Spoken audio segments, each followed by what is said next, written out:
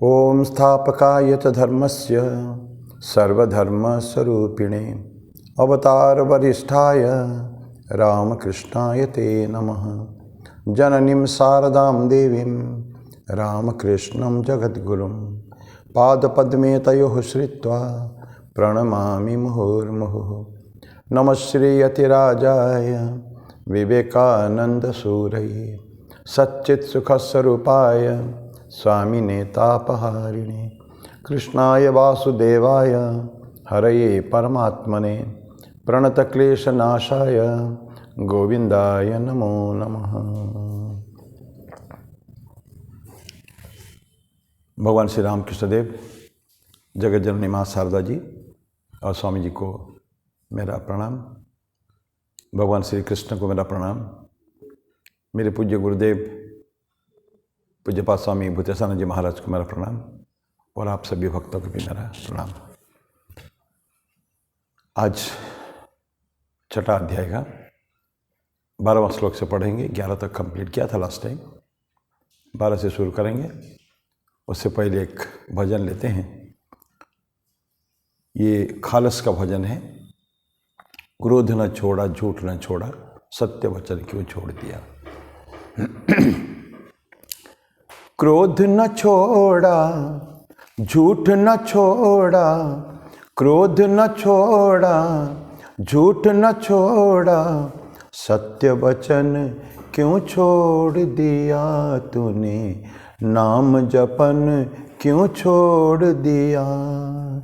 क्रोध न छोड़ा, झूठ न छोड़ा, सत्य वचन क्यों छोड़ दिया तूने, नाम जपन क्यों छोड़ दिया।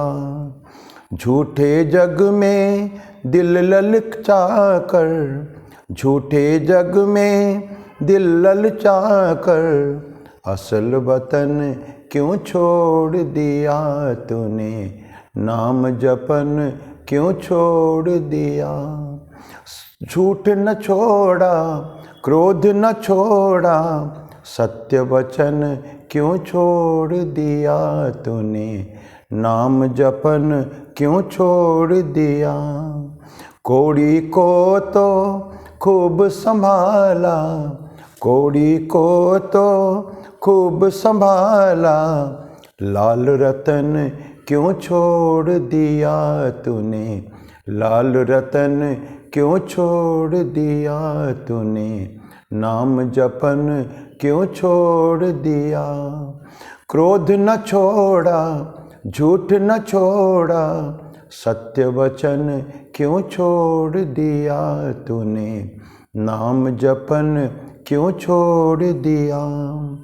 जिह सुमिरन ते अति सुख पावे, जिह सुमिरन ते अति सुख पावे, सो सुमिरन क्यों छोड़ दिया तूने, सो सुमिरन क्यों छोड़ दिया तूने, नाम जपन क्यों छोड़ दिया। क्रोध न छोड़ा, झूठ न छोड़ा, सत्य वचन क्यों छोड़ दिया तूने, नाम जपन क्यों छोड़ दिया। खालिस एक भगवान भरोसे, खालिस एक भगवान भरोसे, तन मन धन क्यों न छोड़ दिया तूने, नाम जपन क्यों छोड़ दिया। क्रोध न छोड़ा, झूठ न छोड़ा, क्रोध न छोड़ा, झूठ न छोड़ा, सत्य वचन क्यों छोड़ दिया तूने, नाम जपन क्यों छोड़ दिया तूने, नाम जपन क्यों छोड़ दिया।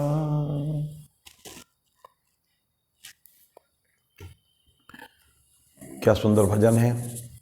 अंत में बोलते हैं, खालिस एक भगवान भरोसे, तन मन धन क्यों ना छोड़ दिया। भरोसा हो भगवान पे तो फिर और कुछ नहीं है, सब कुछ खाक मिट्टी है। ये संतों का वचन है ये, और है भी हकीकत। पर प्रश्न ये है, उसका अभ्यास करे कौन। तन छोड़े, मन छोड़े, धन छोड़े, धन ही नहीं छूटता, तो धन ही छूटता, मन भी कहाँ छूटेगा और तन भी कहाँ छूटेगा। ठीक है, इसे भजन बड़े बड़े संतों ने लिख गए हैं, उसको हमारे लिए एक विरासत है वो, तो आपके अभ्यास करना हमको बहुत आवश्यक है उसके लिए। ये आध्यात्मिक जीवन है, बहुत सहज तो नहीं है, पेशेंस चाहिए, बहुत ज़्यादा धीरज। ठीक है, अभी भगवद गीता 6वां अध्याय आत्मसंयम योग हम लोग 11वां श्लोक से समाप्त किए थे। मैं खाली एक बार पढ़ लेता हूँ, 2 मिनट चर्चा करते हैं 11वां श्लोक पे। 11वां श्लोक है, शुचो देशे प्रतिष्ठाप्य स्थिरम आसनमात्मनः नात्युत्सृतम नाति नीचम त्रैलाजीन कुशोत्तरम। बोलें कि शुचो देशे प्रतिष्ठाप्य, जस्ट रिपीट 2 मिनट के लिए। शुचो, शुचि माने जो पवित्र स्थान में, स्वच्छ स्थल में बैठना है हमको, आसन प्रतिष्ठित करना है। आसन कहाँ रहे, कितना ऊंचा रहेगा, न अति उत्सृतम न अति नीचम, न ज़्यादा ऊंचा होना चाहिए न नीचा होना चाहिए। और क्या, किसके ऊपर बैठेंगे, त्रैलजीन कुशोत्तरम, पहले कुशग्रास रखते थे, कुशग्रास, उसके ऊपर डियर स्किन बोलते हैं, अजीन, अजीना मतलब हिरण का चमड़ा, हिरण का चमड़ा अलाउड नहीं आजकल, ना बाघ का, बाघ छाल मैं देखा हूँ लोगों के घर में, बाघ छाल, उसी के बैठ के, तो मेरे दादाजी लोग उसी पे बैठ के साधना करते थे। अब ये सब नहीं रहा, तो उसके ऊपर एक वस्त्र, तो कुश, डियर स्किन, हिरण का चमड़ा, और उसके ऊपर एक वस्त्र, ये एक के ऊपर एक रख के ये हमारा आसन हो गया। यहीं तक हमने लास्ट टाइम पढ़ा था। अभी 12वां श्लोक, तत्रिकाग्रम मनः कृत्य यथा चित्तेन्द्रिय क्रिय उपविश्यासन युंज्यात योगम आत्म विशुद्धये। तत्र एकाग्र मन कृता, वहाँ किसके ऊपर, उस ईश्वर भगवान के ऊपर एकाग्र मन कृता, मन को एकाग्र करने का है। एकाग्रता के बिना कोई भी साधना नहीं होती है। आध्यात्मिक साधना तो छोड़ दें, अपने जीवन में, सामान्य जीवन की भी जो माने कार्यक्रम, क्रियाक्रम जो है, वो भी बिना कंसंट्रेशन के नहीं होती है, बहुत आवश्यक है। तो स्थिरम आसनमात्मे तत्र एकाग्र मन कृत्वा यथा चित्तेन्द्रिय क्रिया, चित्त और इंद्रिया को यथ माने यथि, उसका कंट्रोल है जा, चित्त मन को भी, सारे क्रियाओं को भी, क्रिया को भी और इंद्रियों को भी, ये सारे कंसंट्रेशन इसको करना पड़ेगा। जब इंद्रियों का कंसंट्रेशन ये न कंट्रोल नहीं हो, अपने बस में नहीं आए, बारंबार इसको चर्चा होती है। इंद्रियों, क्योंकि ये सब चीज़ें इतनी महत्वपूर्ण है कि हमको जीवन में करना आवश्यक है, बिना उसमें नहीं होता। इंद्रियों को सारे, जुबान के ऊपर, हमारे आँखों के ऊपर, कान के ऊपर, तो इंद्रियों को, मन को, चित्त मतलब मन को, और सारे क्रियाओं को। क्रिया आफ्टर ऑल थॉट की तो प्रोसेस है, चिंतन के बाद वाक्य और वाक्य बाद क्रिया। तो अगर चिंतन अगर ठीक है, मन अगर हमारा शुद्ध रहेगा, विशुद्ध, तो वाणी भी हमारे विशुद्ध वाणी निकलेगी और कार्य भी अच्छे ही होंगे। तो उसके ऊपर कंट्रोल चाहिए। यह तो चित्तेन्द्रिय क्रिया उपविश्य आसने युंज्यात, उपविश्य आसने, उस आसन पर बैठकर युंज्यात, कंट्रोल करें, बैलेंस करें अपने आप को। क्या है, योगम आत्म विशुद्धये, योगों को हम करना शुरू करें। योग किसके लिए करेंगे, आत्म विशुद्धि के लिए, अपने आप को शुद्धि करने के लिए करना है। और सारे प्रोसेस, अंदर का जो इम्प्यूरिटीज है, जो अशुद्धियाँ हैं, उसको शुद्ध करना है। जैसे प्रोसेस, क्लीनिंग प्रोसेस है। और जहाँ एक बार शुद्धिकरण हो गई है, उसके बाद फिर हमको कोई तकलीफ नहीं है। तो दैट इज़ वेरी इंपॉर्टेंट। कहते हैं ना कि मन जितना शुद्ध होगा तो उतने मन को निग्रह करने में हमको सुविधा होगी। और मन का शुद्ध करने का यही प्रोसेस है कि हम केवल अच्छे विचार करें, अच्छे कर्म करें, अच्छे वाणी हम बोले, ये सब आवश्यकता है। तो ऐसा कहते हैं कि ये हमारे जैसे जल पड़ता है ना, वर्षा का जल, वृष्टि का जो जल है बारिश का, that is one of the purest waters. Glacier water को छोड़ दें हिमालय में, उसको जो वो तो प्योरेस्ट है, लेकिन वर्षा का एक बार 2 बार वर्षा हो जाने के बाद जब वृष्टि का जल पड़ता है, दैट इज एब्सोल्युटली प्योर। लेकिन वही पानी जब मड में, जब पानी में अर्थ को टच करता है, जल आगे ज़मीन में पड़ता है, तो वो पानी मड्डी हो जाता है, माने गंदगी हो जाती है, उसका मिक्सचर हो गया। शुद्ध मिलता है अर्थ में और शुद्ध हो जाता है।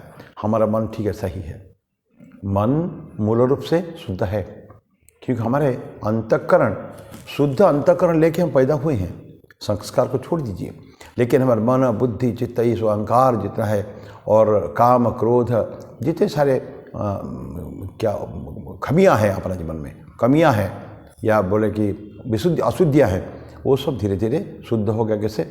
हाँ, ये तो शुद्ध लेके पैदा हुए हैं, लेकिन संसार में जब हम विचरण करते हैं, क्रियाकर्म करते हैं, तो वो अशुद्ध हो जाता है। ठीक जैसे पानी मड्डी हो जाता है। जैसे जैसे हम लोगों के कांटेक्ट में आएंगे, किसके संस्पर्श में आते हैं, दैट इज इम्पॉर्टेंट। अगर हमारा संग अच्छा रहेगा तो कभी भी गलत भावनाएं मन में नहीं आएंगी। संग अगर अच्छा रहेगा तो, क्योंकि उठते बैठते सुबह शाम 24 घंटे हम लोग एक अच्छे वातावरण में रहते हैं। जब आश्रम में जाते हैं, जब किसी मंदिर में जाते हैं, तो देखेंगे वहाँ हमारा मन विशुद्ध रहता है। क्यों? वहाँ के ऑरा है, वहाँ के बहुत सुंदर वातावरण रहता है, वहाँ अच्छा रहता है। और जहाँ हम संसार में आएँ तो फिर हमारा सब सत्य सर्वनाश हो जाता है। तो इसलिए मन को क्या करेंगे, इंद्रियों का सस्पेंशन, ये प्रोसेस, सस्पेंडिंग द सेंसेस, सारी इंद्रियों को हम करके और सेल्फ आत्मा को केवल क्या करेंगे, उसको आत्म तत्व के चिंतन करेंगे केवल। वो जो हमको विशुद्धियाँ देने वाला है वो सस्पेंडेड, और आत्म तत्व को चिंतन करेंगे तो हमारा मन शुद्ध रहेगा। तो ये है प्रोसेस है, और ये लाइफ लॉन्ग प्रोसेस है। ये एक्चुअली हर समय, अगर हम हर समय तो संभव है कि नहीं, ये दैट इज हमारे ऊपर है। कहते हैं कि प्रत्येक क्षण अगर हम अच्छे चिंतन करते रहेंगे हमेशा, तो हमारे मन कभी भी गलत रास्ते में नहीं जाएंगे कभी भी।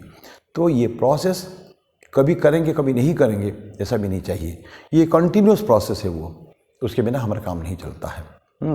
तो कहते हैं ना कि कभी थोड़ा सा छोड़ दिया, स्लिप अगर हुआ, हमारा स्खलन अगर हुआ असावधानी के कारण, ये होता है।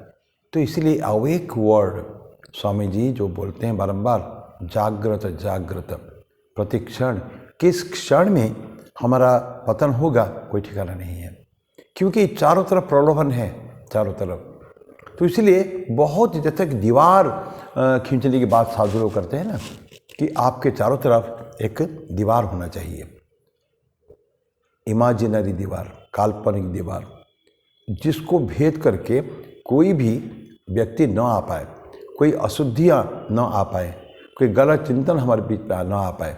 इसके लिए हमको बहुत कोशिश करने की आवश्यकता है। ठीक है, तो ये हो गया तत्र एकाग्र मनकृता यथा चित्तेन्द्रिय क्रिय उपविश्वासने युज्यात योगम आत्मविशुद्धाये। अपनी विशुद्धि के लिए हमको प्रयास करने की जरूरत है। This is verse number 12। Ramakrishna Dev कहते हैं ये जो कंटिन्यूसली बैठना, जब तक नहीं बैठेंगे तब तक नहीं होगा, हलचल नहीं चलेगा। ठाकुर का बहुत सुंदर उदाहरण है, मिल्क, दूध है। दूध क्या करते हैं हम लोग, ये अगर पानी में मिल जाता है तो विशुद्ध हो जाता है। प्योर मिल्क है, गाय या भैंस के मिल्क, दूध है, लेकिन उसको तब तक पुष्टिकरण हमारे पुष्टि कर सकता है शरीर के अंदर, लेकिन जहाँ पानी मिलाया तो वो खत्म हो जाएगा उसको। और जब दही जमाते हैं हम लोग, हम कहेंगे दूध से दही जमाएंगे, हमको क्या चाहिए, दही जमाने के लिए शांत अवस्था में चाहिए।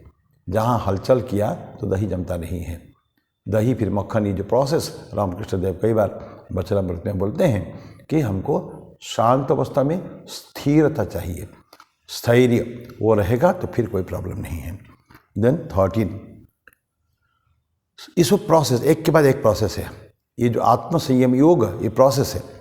समं काय शिरोग्रीवम धारयन अचलम स्थिर संप्रेक्ष नासिकाग्रम स्वम दिशान अवलोकयन।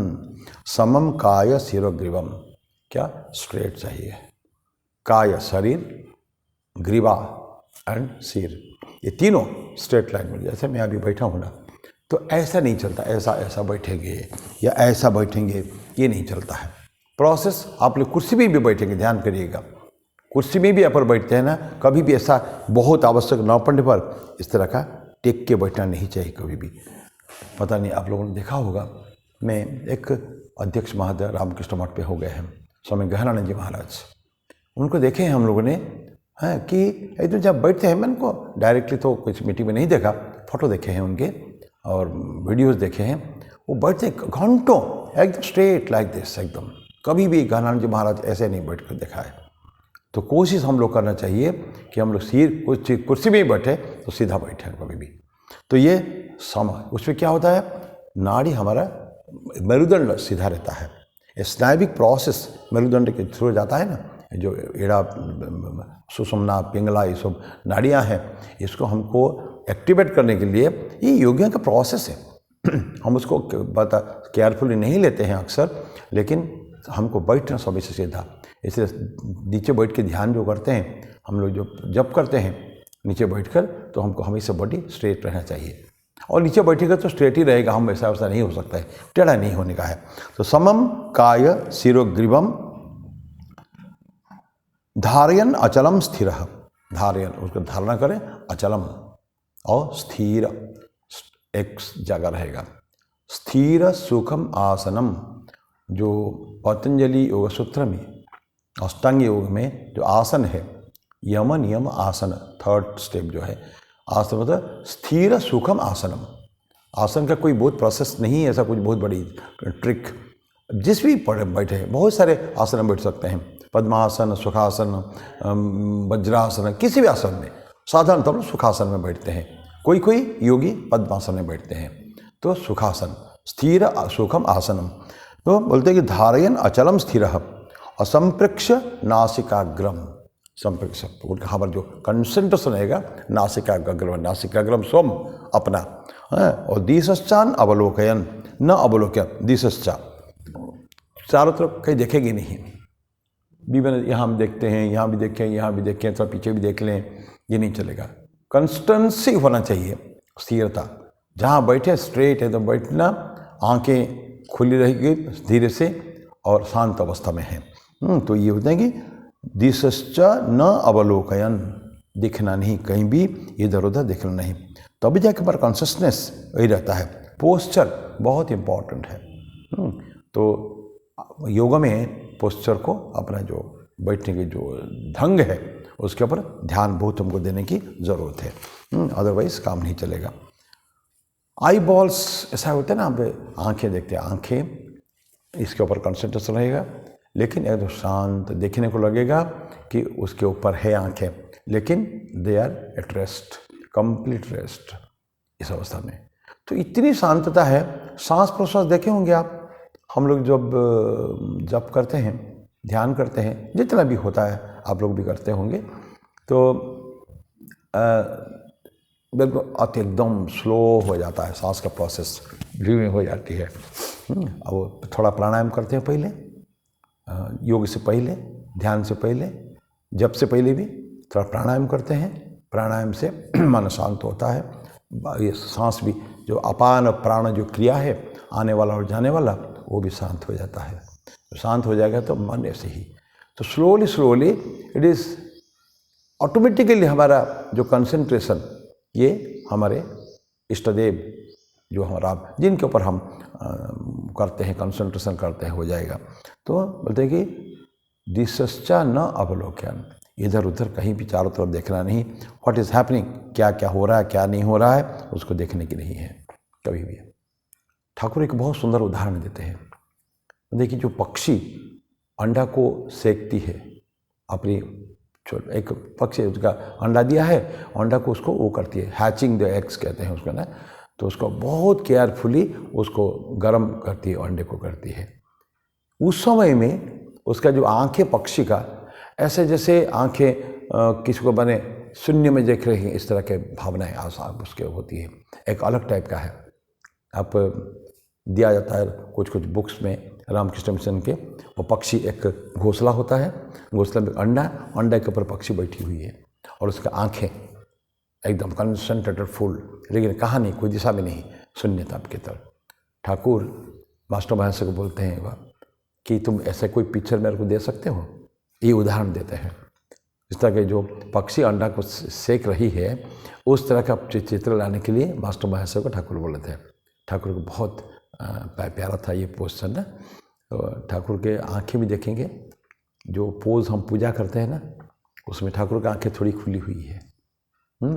ठाकुर की आँखें थोड़ी सी, क्योंकि अर्धनिमीलित उसको चक्षु कहते हैं, पूरा ठाकुर की आँखें बंद नहीं है, उसमें स्लाइटली स्लो थोड़ा सा माय उसका खुला हुआ है। ये अवस्था वो पक्षी का अवस्था, और वही अवस्था हम कहते हैं उसमें क्या शांत अवस्था, बिल्कुल शून्य अवस्था, कोई हलचल नहीं, कुछ नहीं। हलचल करेंगे तो अंडा सेकना मुश्किल हो जाता है। तो ये था श्लोक नंबर 13। अभी 14 है, 14 नंबर 14 में प्रशांतात्मा विगत भी ब्रह्मचारी व्रत स्थित मन संयम्य मच्चित्तो युक्त आसीत मत परह। प्रशांत आत्मा, प्रशांत शांति, प्रशांति की बात हम पहले भी किए हैं। प्रशांत आत्मा विगत भी मतलब डर, डर नहीं रहेगा, भय नहीं रहेगा।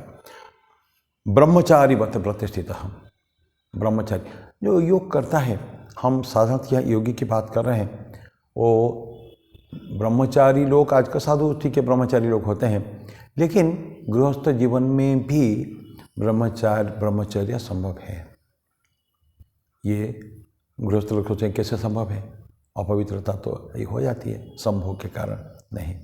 गृहस्थ जीवन में भी ब्रह्मचर्य व्रत पूर्ण रूप में पवित्र रहना, ये संभव है। तो ब्रह्मचारी व्रत स्थित। ब्रह्मचर्य क्या है? पवित्रता है। मनसा वाचा कर्मणा, पवित्र चिंतन, पवित्र वाणी, पवित्र कर्म, यही तो ब्रह्मचर्य की डेफिनेशन ही है। तो आचरण हमारे ठीक ठीक होना चाहिए, मनसा वाचा कर्मणा, तो उस स्थिति पे उसी में स्थित होना चाहिए। क्योंकि जो योग करेगा गृहस्थ होने के बावजूद भी ना, उसका मन हमेशा उस उचित दिशा में रहना चाहिए, रहेगा तभी तो संभव होगा। ये गंदगी के अंदर नहीं होता है, you have to go out of it. Ramakrishnadev कहते हैं कि गृहस्थ को एक या दो संतान होने के बाद आपको कैसे रहना चाहिए? पति पत्नी भाई बहन जैसा रहना चाहिए, ये भावनाएं मन में रहना चाहिए। इतनी पवित्रता, भाई बहन का रिश्ता कितने पवित्र रिश्ता है। वही रिश्ता हो सकता है क्या? प्रश्न है, ऐसा है। ओहो, क्या सुंदर कहानी मैंने अभी सुनी। एक तो हमारे इंदौर के रामकृष्ण आश्रम के जो मैं शुरू में आना जाना शुरू हुआ, तो स्वामी जी थे, वो बोलते थे कि बॉम्बे में उनका एक अत्यंत परिचित भक्त है, वो लोग विवाह करने के बाद ना तय कर लिया कि हम लोग कभी वो नहीं कहेंगे, गृहस्थ जीवन यापन नहीं करेंगे, संभोग नहीं होगा कभी भी जीवन में, हम लोग अलग अलग रहेंगे, भाई बहन जैसा रहेंगे। और स्वामी जी बता रहे थे सच वंडरफुल उनका लाइफ है, सो मधुर जीवन उनका है। मैं अभी आप लोगों ने डोंगरे जी महाराज का नाम सुना होगा, बहुत बड़े कथाकार हो गए हैं, अभी नहीं रहे, कई साल पहले उनका शरीर चला गया है। बेसिकली महाराष्ट्र है, गुजरात में रहते थे वो, नडियाद में रहते थे। क्या कथा थी उनको, हाँ, बहुत सुंदर। उनके बारे में कहानी सुनी, उनके शिष्यों ने बताया था, अभी रिसेंटली, अभी कुछ ही दिन पहले मैं सुन रहा था उधर यूट्यूब में, बोले कि जो डोंगरे जी महाराज इतना पवित्र थे, विवाह करना पड़ा। करने के बाद उन्होंने पत्नी को फर्स्ट नाइट, जो पहली रात में पत्नी के पास जाते हैं, बोलते हैं कि देखो, उनका पत्नी का नाम था रति। बोले मेरे तुम एक बात मानोगी? बोले हाँ क्यों नहीं, आप मेरे पति देव, मानूंगी बिल्कुल। बोले कि तुम अभी हम गृहस्थ धर्म का पालन नहीं करेंगे, तो कब करेंगे? वो खुद ही बोलते हैं, तुम 108 कथा मेरी सुन लो, भागवत की कथा। भागवत की कथा डोंगरे जी महाराज का मैंने 2-3 बार सुना है, बहुत भागवत कथाकार हो गए हैं। मधुर वाणी, क्या सुंदर उनकी कथा है। गुजराती में भी सुना है और मैंने उसमें हिंदी में भी सुना है। अमृत वचन, बिल्कुल सच्ची में। कोई संगीत नहीं, संगीत का नहीं रखते थे कभी भी, खुद ही गाते थे। आवाज़ बहुत अच्छी नहीं थी उनकी, लेकिन गाते बहुत सुंदर, जो अच्छी अच्छी बातें बताते गाना। तो वो पत्नी को बोलते हैं कि तुम 108 भागवत कथा तुम मेरे से सुन लो, सुनने के बाद अगर तुम्हें इच्छा होगी तो हम गृहस्थ धर्म का पालन करेंगे। ऐसा डोंगरी जी महाराज ने बोल दिया। पत्नी सहर्ष स्वीकार कर ली और कम से कम 8-9 साल उनको लग गया 108 कथा सुनने के लिए। पूरी जहाँ जहाँ डोंगरी जी महाराज जाते वहाँ वहाँ रति उनके पत्नी जी जाती। 108 कथा सुनने के बाद ये डोंगरी जी महाराज से पूछते हैं, अब 108 कथा तुम्हारी हो गई है, अब चाहो तो आप गृहस्थ धर्म का पालन कर सकते हैं। रति क्या सुंदर नारी भी है। बोले कि देखिए, आपने हमको ईश्वर के तत्व सुनाया है, अमृत पिलाया है, उसके बाद आप अगर गृहस्थ धर्म की बातें करेंगे, ये संभव नहीं है। क्यों हम लोग अपने ब्रह्मचर्य को तोड़ेंगे, उसका खंडन करेंगे, ये खाली सामान्य गृहस्थ धर्म पालन करने के लिए? हम ईश्वर की दिशा में जा रहे हैं, आपने हमको अमृत पिलाया है। क्या सुंदर! मैं आई वाज स्टन्ड, मैं स्तब्ध हो गया उसको सुन के, उनके जो विचार है डोंगरी जी महाराज का। ऐसे ऐसे कई कथाएं और भी है, लाखों में मिलियंस में शायद एक मिलेगा ऐसे घटनाएं, लेकिन घटना अपने को दिल को दहला मैंने ये कर देने वाली, झकझोर के रख देने वाली है, अगर चिंतन इसके ऊपर ठीक से करें हम लोग तो ये ब्रह्मचारी व्रत स्थितः। और मन संयम्य मच्चित्तो, मन से मन को संयम करके, ये बारंबार आता है, मन को संयम करना पड़ेगा। मच्चित्तो, चित्त मुझ में, किस में लगाएंगे? मच्चित्तो मुझ में। भगवान कृष्ण कहते हैं युक्त आसीत मत परः, युक्त आसीत, तुम युक्त हो जाओगे, क्या ना, जोड़ जाओगे, आसीत बैठोगे, मत परः, मैं तुम्हारे सब कुछ हूँ।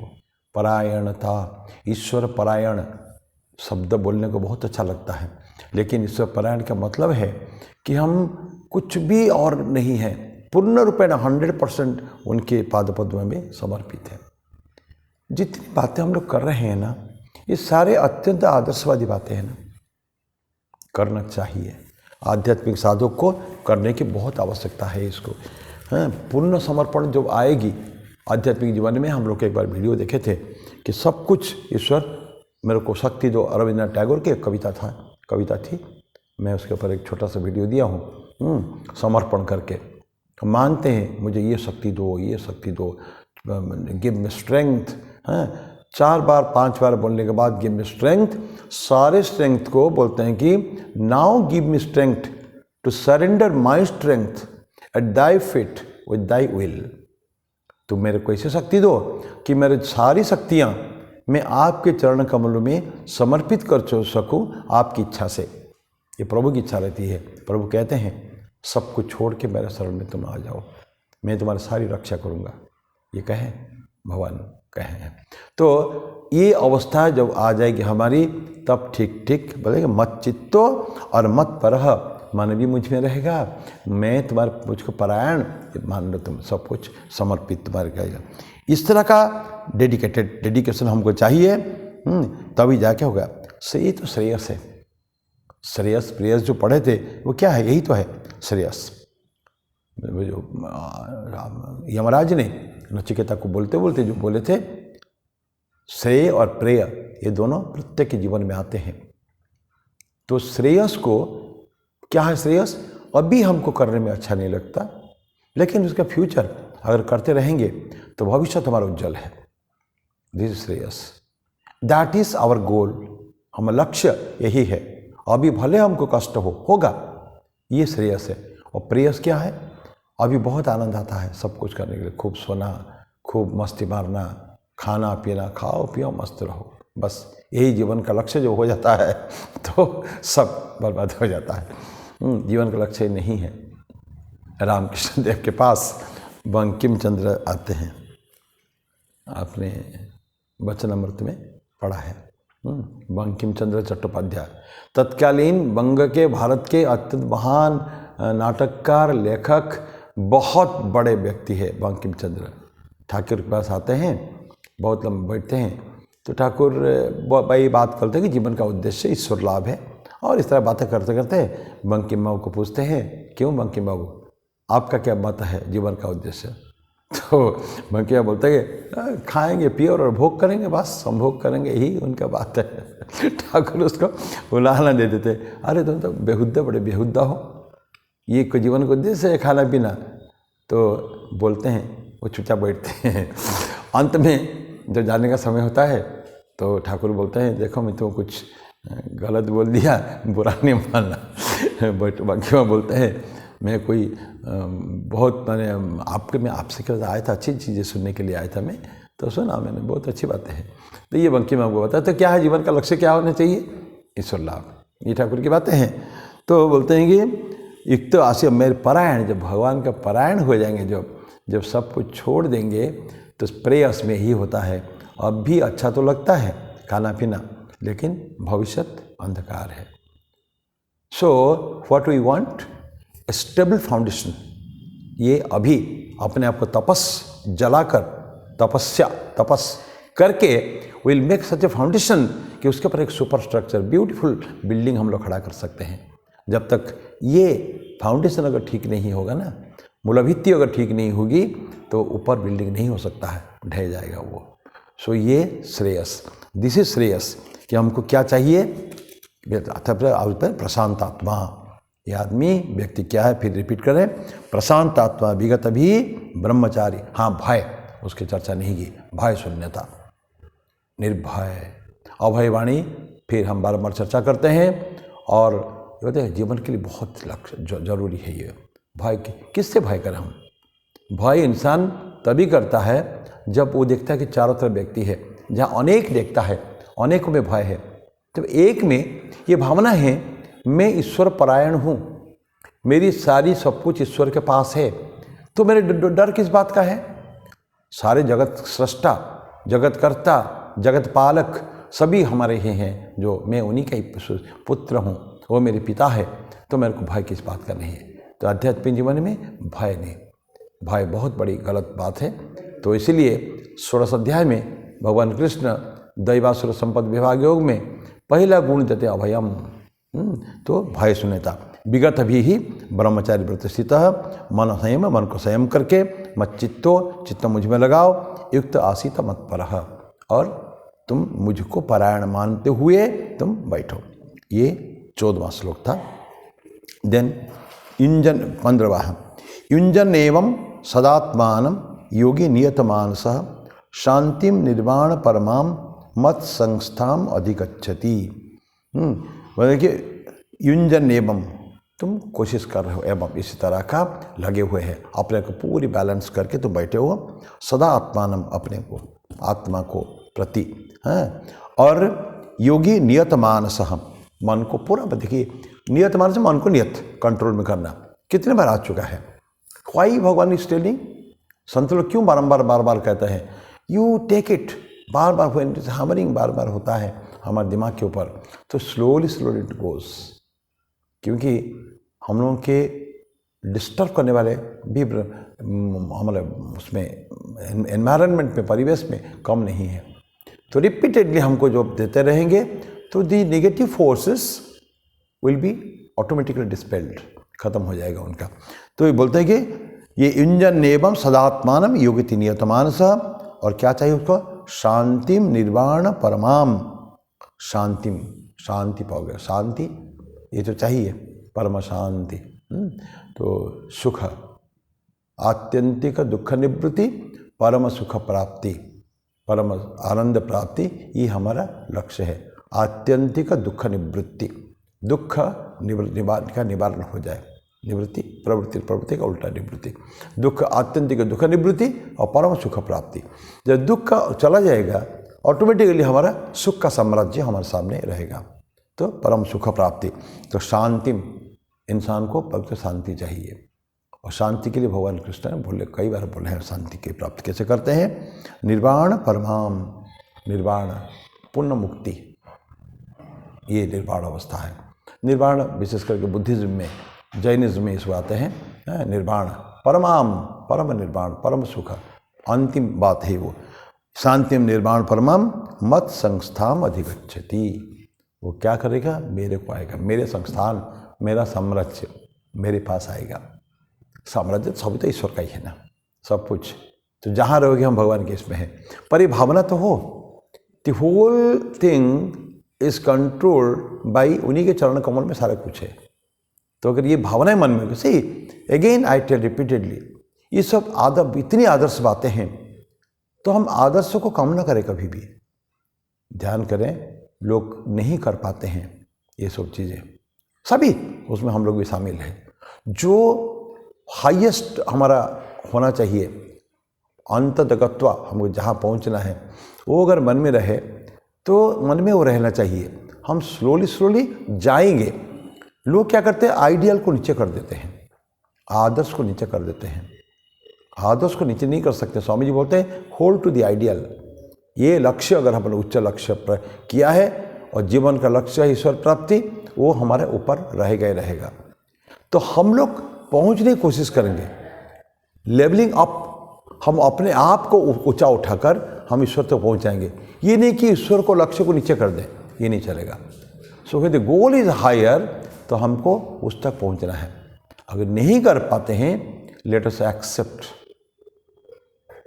हमारी दुर्बलताएं, मेरी जो नाकामी, इसके नाकामी के दोष किसके ऊपर नॉर्मल है। I am responsible for that. मैं जो करता हूँ, जो मैं हूँ, उसके जवाबदार मैं हूँ, ईश्वर नहीं है। ईश्वर ने हमको फ्री विल दिया है काम करने के लिए, तो हमको कोशिश करना पड़ेगा। तो क्या बात है Swami ji, levelling up levelling down, कि हम अपने आप को उठा के वहाँ तक लेना पड़ेगा, उनको नीचे नहीं कर, नीचे किसको नहीं करेंगे, हम अपने को उठाएंगे। तो एक्सेप्ट कि अभी मैं दुर्बल हूँ, मेरे में दुर्बलता, मुझ में दुर्बलता है, मैं उसको कर नहीं पा रहा हूँ, पर लेकिन कोशिश कर रहा हूँ, प्रयासरत हूँ मैं। अगर प्रयासरत करेंगे एंड है पेशेंस फॉर दैट, धीरज अगर रहे, धैर्य रहे, तो उसको पहुँचने में कोई समय लग सकता है, समय सापेक्ष है, कोई इतना ईजी नहीं है। आध्यात्मिक साधना इतना ईजी नहीं है। स्वामी जी बोलते हैं upon ages of struggle a character is built. मनुष्य चरित्र निर्माण की बात कर रहे हैं, बाकी आध्यात्मिक बातें नहीं। एजेस ऑफ स्ट्रगल, संघर्ष, पूरा जीवन संघर्षमय है, क्षूर की धारा है आध्यात्मिक जीवन में चलना, तब जाके अंत तक होता है, फिर वही पहुंचने की स्थिति आती है। पहुंचेंगे, कब पहुंचेंगे, ये हमारी जो कोशिश, प्रयास, साधना, कितनी तपस्या कर रहे हैं, कितने हम सुख को, आज तो दैनंदिन जो सुख होता है, जिसको कहते हैं सुख भोग, किसी का छोड़ते हैं, तब जाके हो पाएगा ये। अंत इस पर कुछ नहीं, फिर कुछ नहीं, सिर्फ ईश्वर ही ईश्वर है। तो मत संस्थाम अधिगच्छति, वो जाके मेरे पास ही आएगा अगर वो इस तरह का साधना तुम करोगे तो इंजन्येव सदात्मानम योगी नियतमानसः शांतिम निर्वाण परमाम मत संस्थाम अधिगच्छति। तो सारे भगवान की बात है। जब प्रभु के पास ठाकुर एक उदाहरण बहुत सुंदर देते हैं कि कोई नया ट्रैवलर जाता है ना, शहर में जाता है, जैसे मैं जाऊंगा कोई नए शहर में जाऊंगा, तो जहाँ मैं कभी गया ही नहीं हूँ, तो क्या करूँगा, पहले मैं डेरा डंडा कहाँ रहना है, मुझे रहना है उस शहर में जाके, मुझे रहना है और रहने के लिए जगह चाहिए हमको। तो सामान उठा के घूमना ये नहीं चलेगा। फर्स्ट एक ठिया कहते हैं उसको, स्थान ढूंढो, स्थान ढूंढ के सामान फामान रखो, फिर आराम से घूमने के लिए निकलो। एक देते हैं ना, दो व्यक्ति मिले, दो साधु, एक साधु घूम रहा है, बड़ा आनंद से घूम रहा है, तो दूसरे साधु पूछता है, ये उसको पूछता है क्या तुम्हारा डेरा डंडा को लग हो गया क्या, मिल गया क्या तुमको? कहा हाँ सब कुछ मिल गया है। तो ये व्यक्ति, सेकंड व्यक्ति जो है वो सामान लेके घूम रहा है, तो पहले व्यक्ति बोला है पहले डेरा डंडा जाके मैंने ढूंढो, स्थान ढूंढो, रखो। तो ये स्थान क्या है आध्यात्मिक जीवन में? ये है ईश्वर। एक बार वहाँ तक पहुँच गए, फिर आप कुछ, आप तो गलत कर ही नहीं सकते, आनंद से घूमो, फिर सारा संसार अपना है, पूरा जहाँ जहाँ जाओगे सब ईश्वर का स्थान है, इसलिए पहले वहाँ स्थान ढूंढ लेने का है। वो स्थान है भगवान की जान। भगवान बार बार कहते हैं ना, तुम मेरे को ही आओगे, ये करोगे तो मुझको ही आओगे, मुझको प्राप्ति करोगे। बस यही बोलते हैं कि मत संस्थाम अधिगच्छति। ये श्लोक नंबर 15 था। अब कुछ कंडीशन कैसा चाहिए, बोलते हैं कि किस अवस्था में हमको ये योग कर सकते हैं, तो वे रेगुलेशंस क्या है, नियम क्या है खाने पीने के। देखिए धीरे धीरे हम कैसे बढ़ते हैं, कहाँ बैठना है, मन को कहाँ से वो करना है, कंसंट्रेट करना है, अवस्था कैसे रहनी चाहिए, शांति होनी चाहिए, निर्वाण की इच्छा होनी चाहिए, ये सब चीज़ें हम पढ़ चुके हैं ऑलरेडी। अब 16वां अध्याय 16वां 17वां बहुत सुंदर है, ये हमारे दैनंदिन जीवन के लिए बहुत आवश्यक है। क्या है? 16वां कहते हैं नात्य स्नतस्तु योगस्ति न चैकांतम अनश्नतः न चाति स्वप्नशीलस्य जागृतो नैव च अर्जुन। तो जब योग करने बैठते हैं, आध्यात्मिक साधना करने बैठते हैं, क्या करेंगे? न अति अस्नतस्तु, अस्नन मतलब खाने का है, बहुत ज़्यादा खाना नहीं है भोजन। न च एकांतम अनस्नतः, ना तो एकदम उपवास करने बैठ गए हैं। बहुत ज़्यादा खाने में आलस्य आता है, हम लोग चर्चा एक बार शायद किए होंगे, आलस्य आता है उसमें ज़्यादा खा लेने से। विशेष करके दिन में आप खा सकते हैं, ठाकुर बोलते हैं दिन में खा सकते हो, रात में नहीं। रात में साधना का समय है, और प्रत्येक व्यक्ति का अलग अलग आहार होता है ना, एक जैसा तो नहीं है। किस किस का ठाकुर ने बोला था ना, ठाकुर के जो बालक शिष्य उस समय में युवा शिष्य साधना करते थे, रात में कितना रोटी कौन खाएगा उसकी भी तय था। और हम कहानी सुंदर माँ की कहानी सुने हैं, बाबूराम महाराज को एक दिन ज़्यादा दे दिया उन्होंने, 4 रोटी से ज़्यादा दे दिया। ठाकुर ने पूछा कितनी रोटी खाई रही तुमने आज? ना 6 या कुछ ऐसा बोले। तो अरे तुम इतना खा लिया। माँ के पास जाते हैं, तुमने क्या कर दिया, ये सब बर्बाद करोगे मेरे संतानों को, क्या हो गया? माँ बोलती है तुम इसको बाबूराम को 6 रोटी खिला दी, 7 रोटी खिला दी, तो क्या साधना करेगा? ऐसा जो थोड़ा सा उलाहना भर शब्द में बोले, माँ बोलती देखो तुम मेरे बच्चों के खाने के ऊपर कभी ध्यान मत दिया करो, अगर ज़्यादा खाने से साधना नहीं होती ना तो मैं देख लूँगी, मेरा काम है। आहा, ठाकुर कितना आनंद उस दिन ठाकुर को हुआ था कि माँ ने जब भार लिया है, ये सारे उन्हीं के आध्यात्मिक साधना का भार मेरे ऊपर है, आई से लुक टू इट, आप चिंता मत करो उसके लिए। तो उनका जो जननी का स्वरूप ठाकुर ने देख लिया तो ज़्यादा खाना नहीं है। वैसे आवश्यकता इंसान को ज़्यादा नहीं है, थोड़े खाने में हो जाता है। न तो एकांतम अनशनतः, बहुत खाना नहीं तो एकदम अनशन भी नहीं करना, नहीं खाने का ये भी नहीं चलेगा। You have to take something little, छोटा सा। हम लोग सभी करते हैं, एकादशी व्रत करते हैं, कभी 15 दिन में एक बार या सप्ताह में एक बार। जैसे मेरा अभ्यास है कि सप्ताह में 1 दिन फास्ट करना, कंप्लीट दिन भर फास्ट करना, कुछ सॉलिड्स नहीं खाना, शाम को थोड़ा सा कुछ फलाहार कर लेना, इतना काफ़ी है। और पूरा मैं कहूँगा लगातार 4 दिन 5 दिन 10 दिन उपवास करूँगा, उसमें शरीर दुर्बल हो जाता है। शरीर अगर दुर्बल होता है कि अन्न अगर अंदर नहीं जाएगा तो मन भी प्रभावित होता है। उद्दालक आरुणि ने पुत्र श्वेतकेतु को बोला था कि देखो मन से अन्न से मन है, अन्न से अगर मन है, अगर अन्न तुम खाते रहो तो तुम्हारा मन फिट है। जहाँ खाना बंद कर दोगे धीरे धीरे मन भी वीक हो जाता है। और बोला था उनके, जाओ तुम श्वेतकेतु 15 दिन तुम भोजन करके आओ, खाना नहीं कुछ, पानी पीते रहना, क्योंकि जल से प्राण है।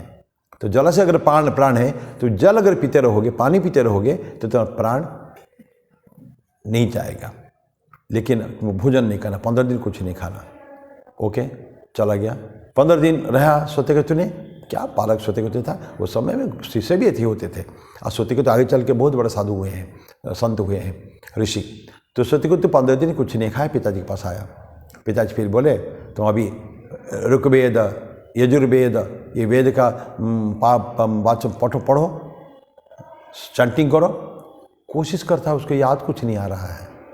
बोला कि पिताजी मैं भूल रहा हूँ। ओके, पिताजी समझाते हैं, तुम्हारा जल पीते रहे, प्राण तुम्हारा है, जब अन्न नहीं खाया, कुछ भोजन नहीं किया, तो तुम्हारे ये जो मन धीरे धीरे वीक हो चुका है, तुमको ख्याल, यू हैव रेड एवरीथिंग, सभी तुम जानते हो, फिर भी तुम भूल गए। अब जाओ तुम भोजन करो, भोजन करो, मेरे पास आओ। फिर श्वेतकेतु जाते हैं, भोजन करते हैं, फर्स्ट क्लास जैसे करते हैं नॉर्मल भोजन। फिर पिताजी के पास आता है, पिताजी अब पूछिए। पिताजी बोलते हैं बोलो, ऋग्वेद यजुर्वेद सामवेद अथर्ववेद का पाठ करो।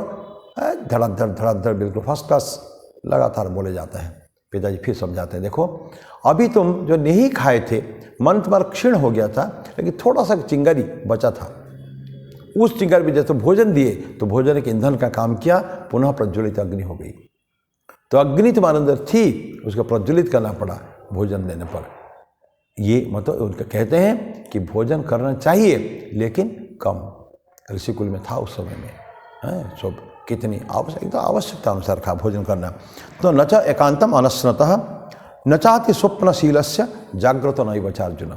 स्वप्नशील मतलब सोते रहना, जब देखो सोता रहता है, दिन भर 12 घंटा 14 घंटा में लोगों को भी ठीक नहीं होता है। 4-5 घंटा से ज़्यादा सोना नहीं चाहिए। आध्यात्मिक साधक को तो और भी कम सोना चाहिए, बोलते हैं नॉट मोर देन 4 आवर्स पियो जो। तो लेकिन हम अगर खाली सोते रहेंगे तो जीवन सोने में चला जाएगा।